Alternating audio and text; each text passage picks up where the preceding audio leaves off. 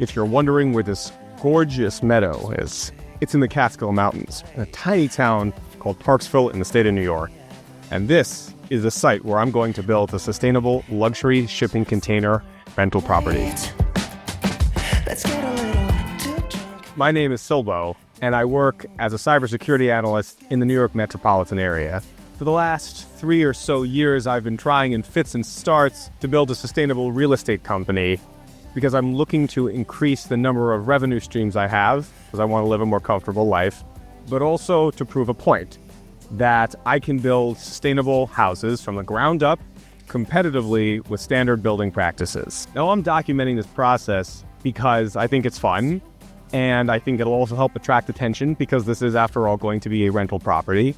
And I also want to make a little more transparent an incredibly opaque industry, that being construction and real estate. So I'm starting kind of in the middle of this process here with documenting this journey. I'm already 3 years into it. We bought this lot 3 years ago with the intention of building a shipping container house, and through the design process, we wound up going in and out of that idea, eventually circling all the way back around to shipping containers, which is what we've settled on. Now, you may not be able to tell because it's kind of hard to see the angle, but we're actually on a mountainside. We're going to be excavating and cutting into the mountain.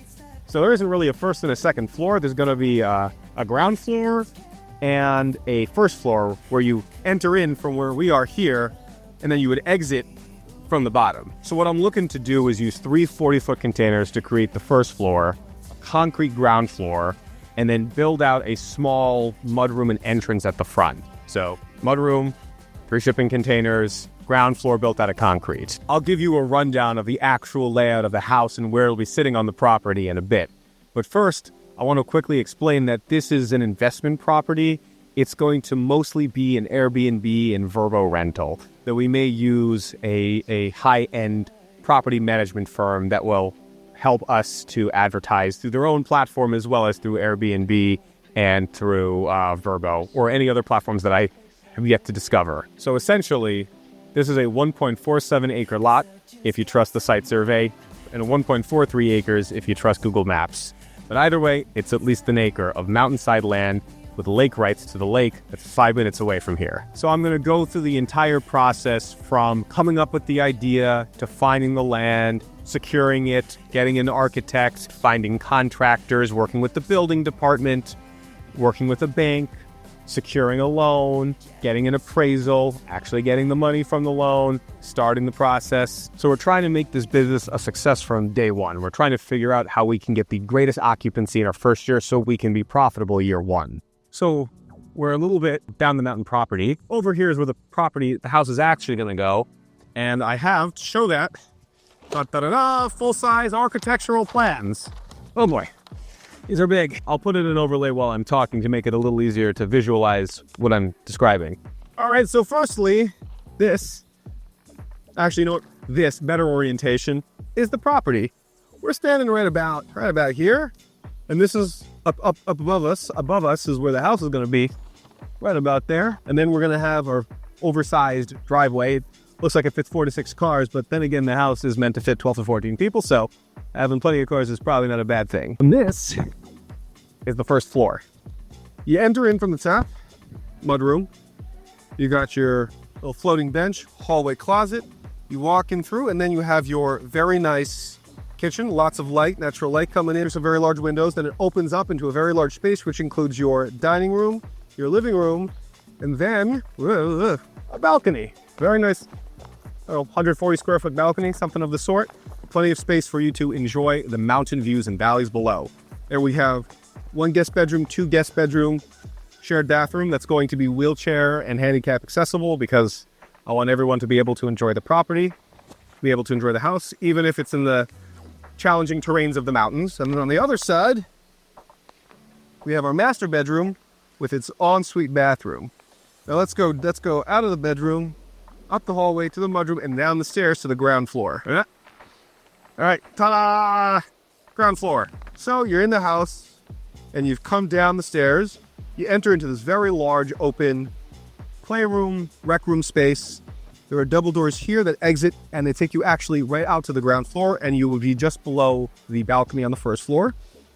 Over here would be like a multimedia center. We're either going to have something like a drop sheet, a nice screen, or like an 85-inch television. We're going to have either like a pool table or a ping pong table or a foosball table here for entertainment. Little desk space over here. And if you notice, if you come out at the bottom here, you go to the right, we're going to have a hot tub. You come back up here, you'll notice there is an indoor sauna.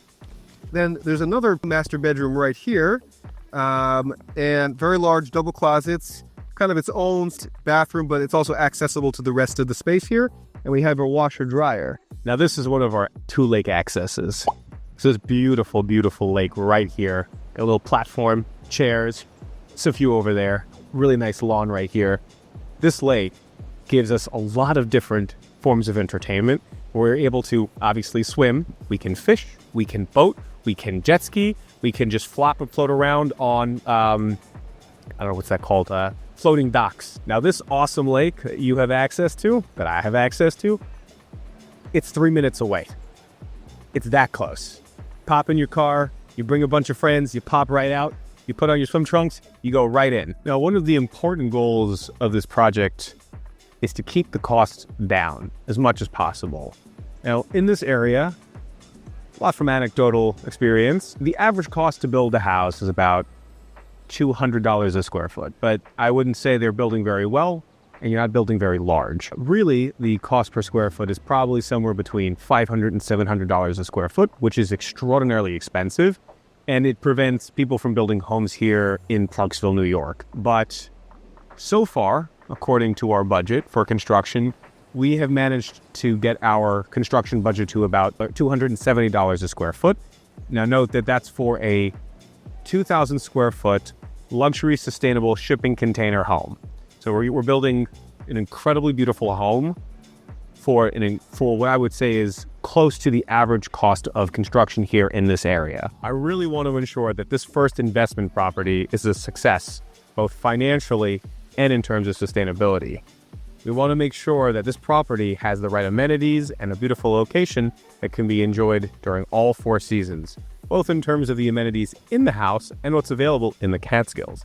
And as the old adage goes, measure twice, cut once, we want to make sure that this house is sustainable from day one. If you're at all interested in business, real estate, or sustainability, please consider liking this video, sharing it with your friends, and subscribing to my channel. It would mean a lot to me and help me out as I continue to document my journey of real estate investment, development, sustainability, and making an opaque industry just a little bit more transparent. We even have gambling and fine entertainment.